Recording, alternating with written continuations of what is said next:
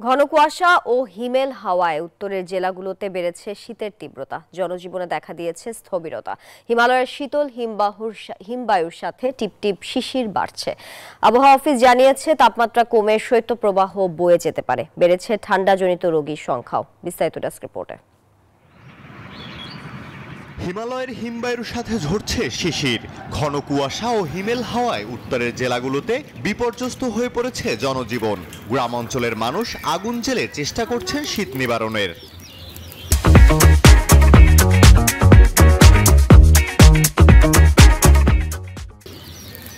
তিস্তা ও ধরলা নদীর চরে কনকনে ঠান্ডা আর হিমেল বাতাসে কষ্টে আছেন নদীপাড়ের মানুষ।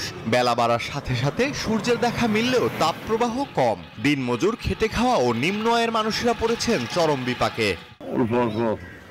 রোদ, শীত খুব।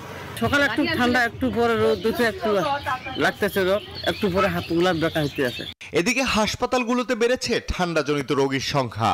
আক্রান্ত হচ্ছে বয়স্ক ও শিশুরা। আজ পঞ্চগড়ে তাপমাত্রার পারদ 9 থেকে 11 ডিগ্রিতে ওঠানামা করছে। আর লালমনিরহাটে সর্বনিম্ন তাপমাত্রা 11.7 degree Celsius. Desk report, news 24।